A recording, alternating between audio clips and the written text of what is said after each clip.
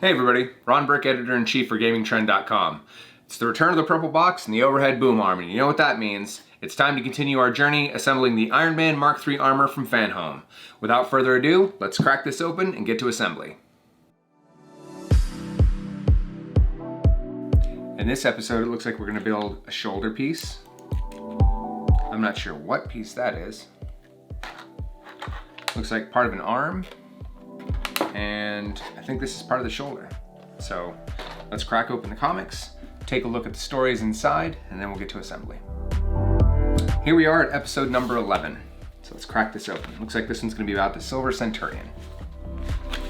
The Silver Centurion got his start as part of the West Coast Avengers, and the Silver Centurion was one of many of Tony's disguises. It was actually Rhodey inside of the Silver Centurion at some points, and ultimately it served as kind of a shield for Tony where he could deal with his alcoholism, something that's very prevalent in a lot of these comics, which makes you wonder about the state of the folks that are writing them. But ultimately Tony had to pull Rhodey out of that because the suit was making him have migraines. I sympathize, and ultimately the suit was just not calibrated to work for him. So Tony revealed himself to the Avengers, and the West Coast Avengers, and they took a vote as to whether Tony would stay, and the answer is actually no. So Tony resigned. And also another comic book trope, if you will, he came back as a mystery character in some sort of red and gold outfit, maybe, you know, not unlike this one. And nobody knew who was inside this armor that looked exactly like Iron Man. So yeah, this is the same sort of universe where a pair of glasses can make you completely invisible to people, so here we go. Looks like we're gonna be assembling a shoulder joint. We'll skip past that and come back. Carol Danvers, so also known as Captain Marvel, has been a part of the Avengers multiple times, but this particular comic goes over Carol's also dealing with alcoholism and how that kind of endeared her to Tony. Ultimately, it's a good thing that they kind of evolved that character and gave her more of a personality. She was more of a pinup type character, and they gave her more power and more responsibility as the series went on. And then ultimately, she's a big part of one of the many civil wars that have happened between the superheroes when they disagree. Ultimately though, we finally get to a more well-dressed and more powerful Carol Danvers that is more aloof, like she is in the comics, which I think they did a great job with casting and portrayal in the movies. So looking forward to Captain Marvel's eventual return to the MCU and giving you a little bit more room to run. The Model 8. So this is actually going over the Silver Centurion. The Silver Centurion was actually supposed to be the armor that was built to take on Obadiah Stane, which obviously we got a different armor in the movie, but this is kind of a single-use armor that was built specifically to take on Stane. It was ultimately destroyed, but it also had a lot of tech that would ultimately get put into a lot of Tony's other armors, including the ability to remove the faceplate without having to take off the whole helmet, so he could interact with people without having, you know, this grim visage all the time. It was also the start of some of his repulsors in his boots and that sort of thing. So the Silver Centurion, like much of Tony's armor, is very much about iteration. So without further ado, let's flip back to that shoulder piece and put it together. In the box, looks like we have a frame piece, a joint fastener, 2 frame springs, 2 shoulder covers, and some screws that I've got over here. Unlike most of the time where they give you extra screws, they're not giving you extra springs, so don't lose those. You may need a set of tweezers. I went ahead and grabbed these to get those in place. Well, I'm getting a little bit ahead of myself. So we're gonna take this shoulder frame assembly that we built last time, and what we're gonna ultimately do is add this frame here and get those springs attached. So I'm just gonna leave that in place, and we're going to lock down these 2 holes with the screws.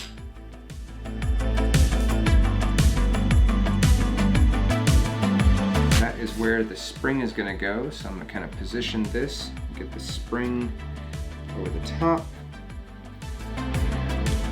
Lock that down. Easier said than done. These are tiny little operations. Looking at the magnetic screwdriver that wants to keep grabbing the screw. All right, you.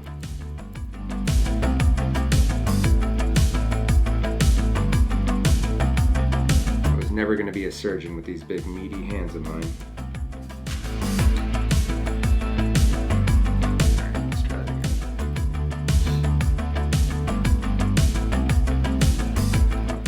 Frame, maybe that'll make it easier to get that in place. It'll at least lay flat.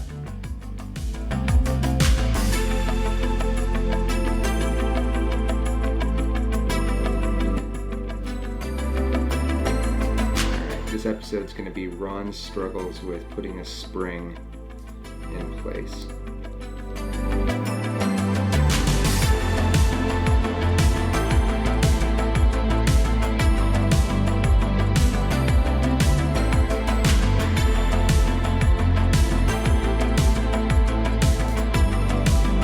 The other side.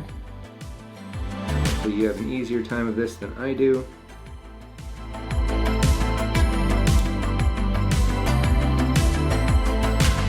Not that difficult, just a little bit of a fiddly bit, if you will.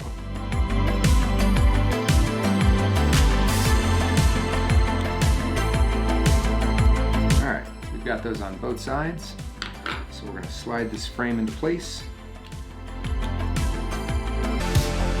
Then we're going to loop this over. This is the part that you might need a set of tweezers to do, but I think I can use my thumbnail to just push this over the top.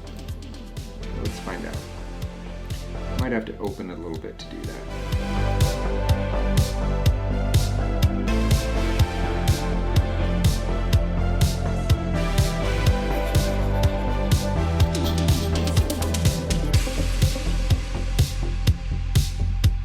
Alright, we've got the springs on both sides, so I'm going to finish locking down these screws to make sure it stays in place.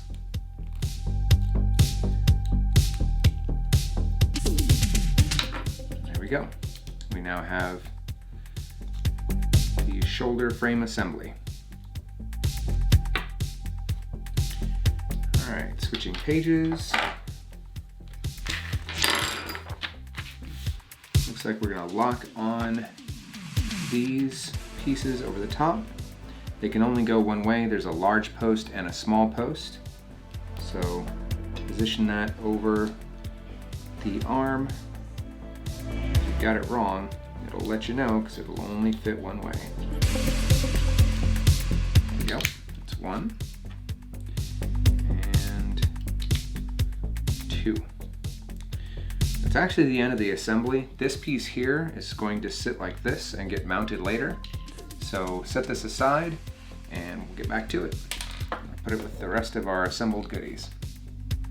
Episode 12 is entitled Armor Wars. Now that's a show that's also coming to Disney+, so we're gonna have to see if it carries anything in common with the comic books. Episode 12 covers Tony's struggle with holding on to his technology.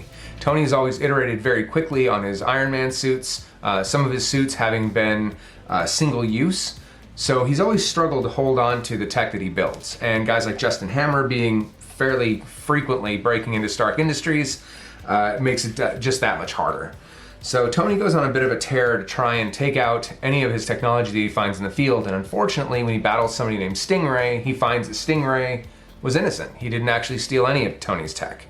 So Tony is then kind of on the outs with the press, and he declares, "I'm firing Iron Man, that's the end of Iron Man." And he doesn't build another suit. Okay, yeah, this is Tony. So naturally he builds a suit immediately and just paints it a different color. So yeah, almost a hollow thing there, but that's a frequent thing. Tony dying and then coming back, Tony breaking all of his suits and then rebuilding them. So this is kind of the start of that craziness. We have the right arm, which we're gonna skip right past because we're gonna get back to that. And then that kind of ties right into this, the Stark brand ideas from the future. Tony Stark, with this idea that he should be in control of all of his tech, wants to make it easier to do that. And to do so, he sets up all of these different Stark industry arms all across the world. So each of them has a specific focus, whether it's geneticism or genetics, or cyber technology or security. So each one of them has a specific focus, and a lot of them are focused around energy, because energy is really, if you look at war around the world, it's really what we fight over most.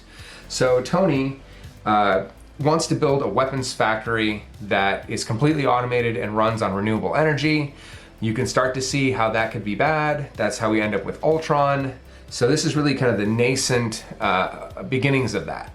But Tony masks all of this. Obviously, the world wouldn't be very happy if they knew that Tony was essentially setting up weapons factories all around the world. So he kind of couches it in technologies that'll help mankind, whether that's a better cell phone or better energy. That's really what this comic is all about, including a flying car for Age of Ultron.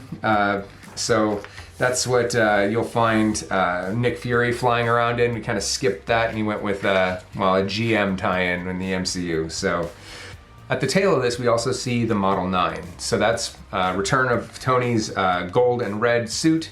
And in this, we start to see the first of Tony's iterations through kind of remote control technologies that would eventually lead to the telepresence model that we'll see in later builds, I'm sure.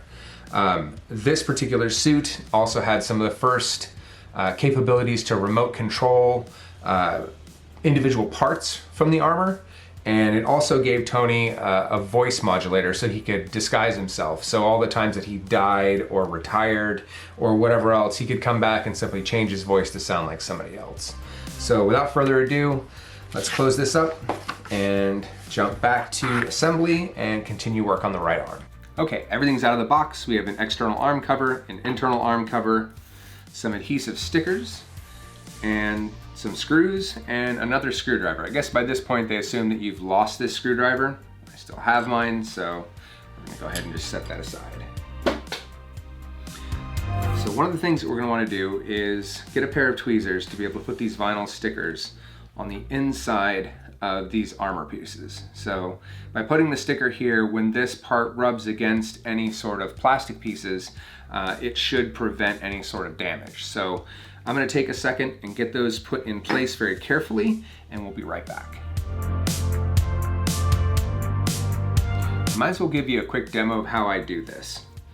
So I'm gonna grab this piece of vinyl sticker here, roll it off the paper. I give you extras because these seem to want to stick to the paper, but here we go. We only need 2. Now I'm going to grab, instead of grabbing this with my finger where it's going to continue to stick, I'm going to grab just the very tip, just like that. And we're going to place it using my thumb here for a little bit of extra stability. And I'm going to line it up. And then what I'm going to do, line it up, lay it down, and use my other finger to press it down like that. You can see that I've already done this one and it lines up right to the edges. It doesn't have to be perfect, it just can't be overlaid with that hole because we're going to be putting a part in there in just a second. For this next part, we're going to need this arm assembly, and it's the forearm and elbow joint, and we're also going to need these parts. So first things first, we're going to identify which piece. Looks like it's 12A, the external arm cover, and it's going to go that way, I think. Yep. So you can see this lines up. There's a little post right here, and then there's this square piece. That square piece is going to go right there, and the post is going to go right there. So those are going to lock together, and then we're going to lock it down to the screw. So we're going to lay that there, grab one of these EM screws, and do exactly that.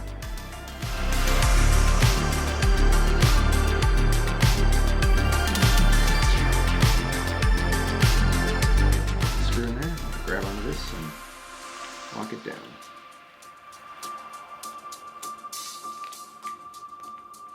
I love that so much of the external facing pieces of this are metal. It's really going to make for an awesome looking finish when we're done. All right, so we've got what is rapidly becoming an arm. So that's the first half. And for the second half here, we're going to need this kind of ball and socket joint that we had built earlier. So make sure that moves freely. It does. We're going to need this piece as well. So what's going to happen here, this is again why we put in this piece of rubber tape, if you will. That's going to prevent this plastic piece from damaging, well, I guess more specifically, it's going to prevent the metal from damaging these plastic pieces when they move inside that joint. So set that there. Put that to the side since we need that till the end. But what's going to happen is these are going to sit like this. It's going to go right around that post right there, and it's going to sit inside like so. And at that point, you've essentially got a shoulder joint that can move around like that. So we're going to make sure that this is facing the right direction. It should be facing up like that, with this frame arm sticking up like that. So that looks like it's in the right place. Let's grab 2 more EM screws and lock it down. I do like that they don't have you building 2 arms in the same box, because it would be very easy to confuse the pieces. This way, you really only have the parts for 1 arm, so you can't mess it up. Just another way that they've made this foolproof, even for fools like me. I do like that they've also used quality parts, even with the screws. I've not stripped a screw or stripped any threads or the head of it, so I've not felt like I'm going to suddenly be hunting for another screw, or worse, replacing a part. Alright, so that is now securely in place and moves freely but does not move in and out. So that is ready for the next page, which is closing it up. So I went ahead and removed the elbow piece. We'll put that back on at the end. It's just out of my way that way. So now this collar, again with that piece of tape over it, is going to go over the top like that. And we're going to close it up, and hopefully things will marry together perfectly, just like that, with no seams. We're going to drop 2 more screws in there, and then we will be done with this assembly for the right arm. This is exciting. This is starting to look more and more like a suit of armor. I'm jazzed.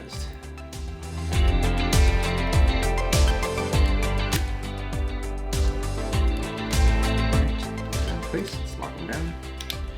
Looks like there's some spots here where we're going to attach some things later. Probably a cover plate would be my guess. Bicep. And if I had to measure, I'm guessing we're going to be attaching the hand here very soon as well.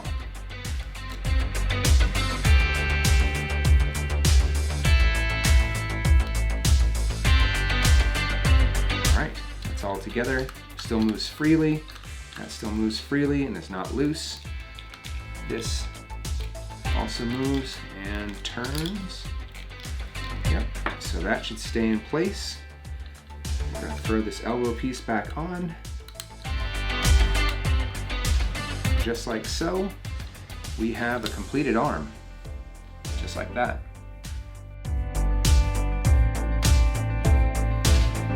This section is entitled Magic or Science, and it's about the relationship between Iron Man and Thor. Now, in the comics, Thor actually had a secret identity, and Tony's one of the few people that knew it. So these two would team up against various foes, including Doctor Doom from the Fantastic Four. Unfortunately, Doctor Doom is a master manipulator, and he sequenced a way to make Iron Man and Captain America and Thor fight. And ultimately, Thor left the Avengers. Now, at this point, Thor and the rest of the Asgardians had been killed in Ragnarok, and Tony doesn't react well to this, doing something galactically stupid. He took Thor's DNA and resequenced it into a clone that Tony could control. That is not okay. So when the Asgardians are resurrected, because they do that, it turns into a big fight and a lot of mistrust, because that is a clear violation of any sort of friendship or sanity. And it would take a long while before those folks would reconcile.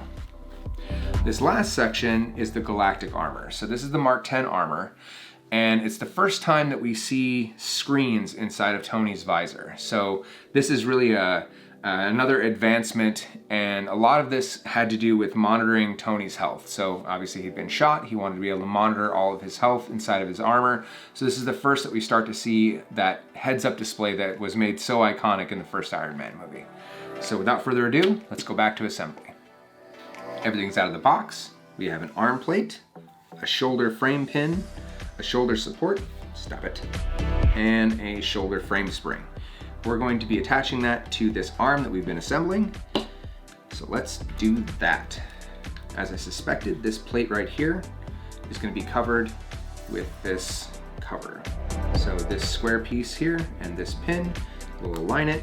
It's as simple as pressing the two together. With a snap, it is in place. Looking good.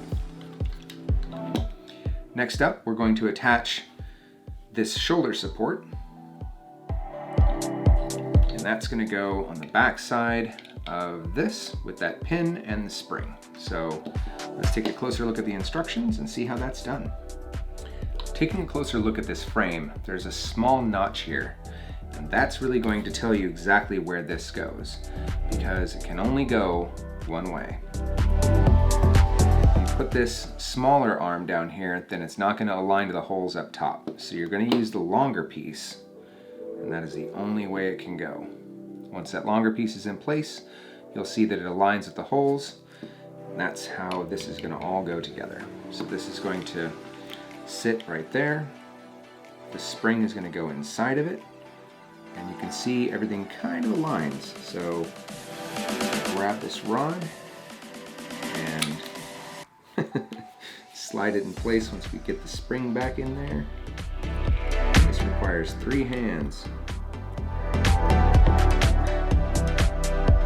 Alright, see how that other spring piece lays in that other groove up top? That's how you know you've got it in the right spot.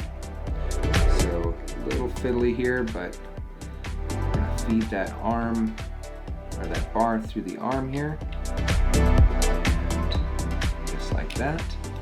It's all the way through, and we now have a spring-loaded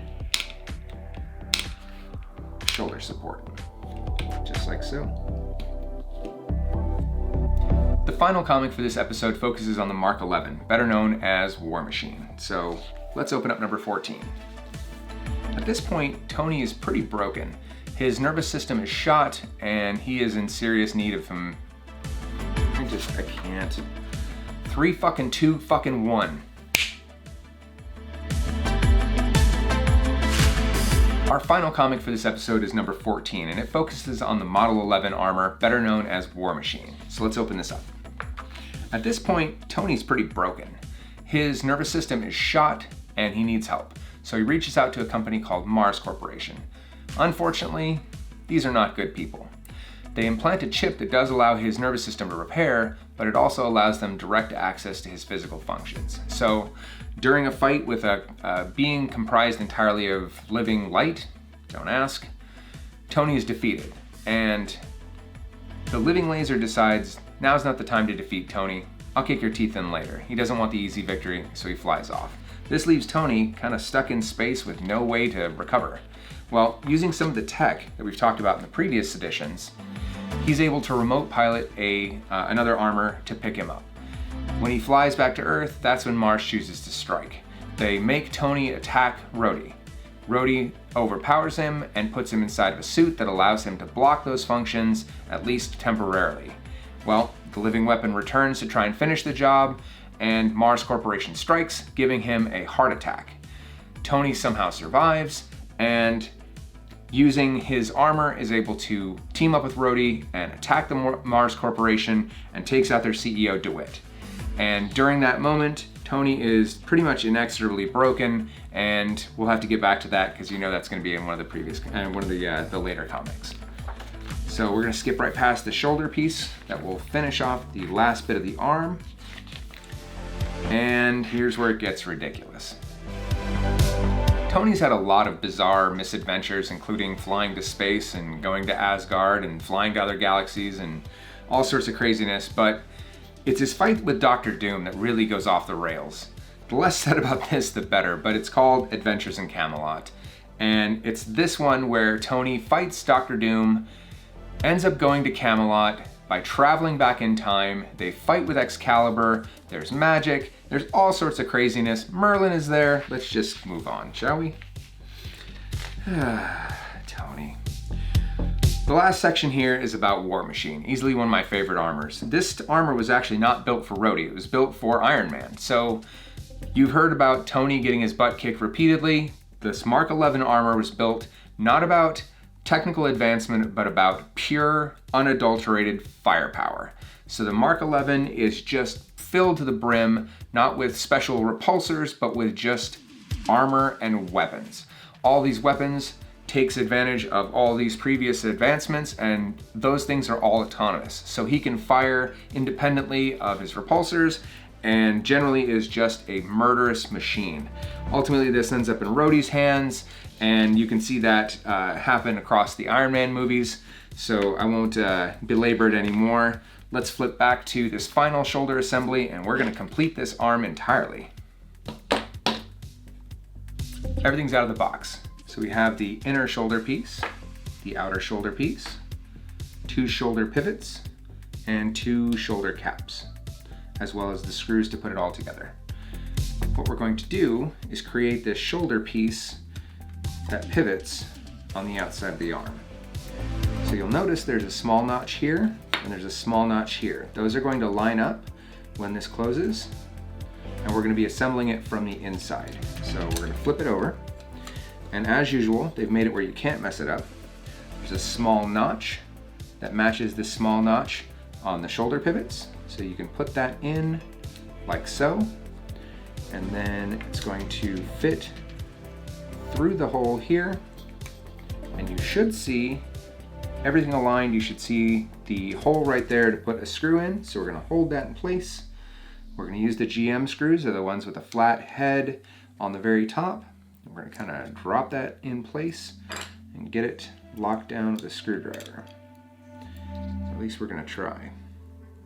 Now, my suggestion, because these don't fit perfectly until you get both sides in, don't tighten this down completely right out of the gate. We're going to want to have pressure there to hold it in place, but not so much that it distorts the piece out of position. So we'll get it started, at least get a couple of threads in there. You also need this to be able to pivot. So it should loosely fit in there. That's one side. We'll grab the other shoulder pivot, align that notch, and drop the other screw in place.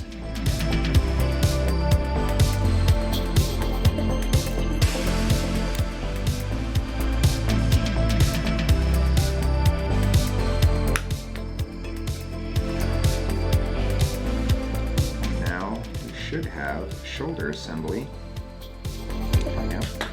that freely moves like so, which it does.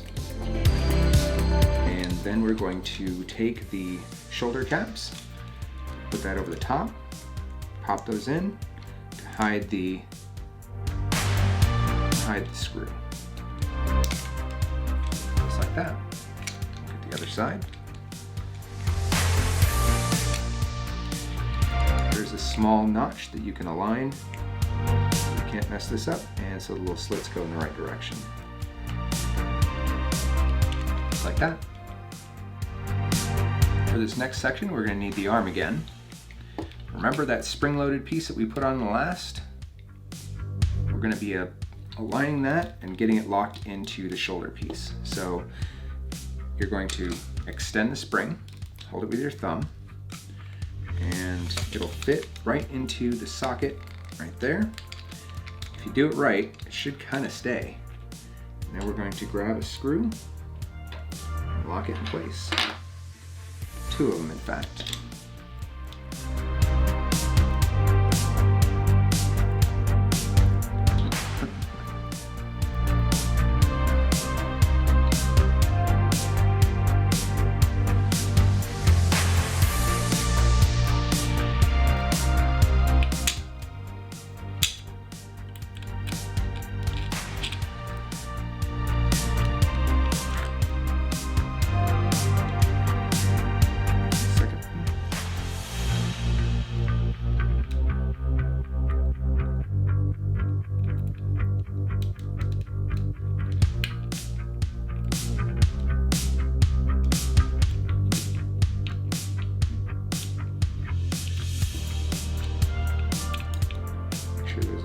Lock down. Make sure that that rod stays right in the center. We are done. We now have a shoulder assembly piece that should come down right like so.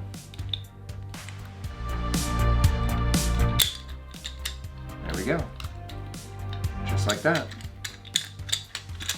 Obviously that'll stay in place once we have it attached. So next up, we're gonna put the hand on, and then this arm should be complete. The final assembly piece is placing the hand onto the arm to finish it out. So we're gonna take off the plate that guards the pulsar light. And it says that only slight pressure is required to put this on. Well, let's see about that.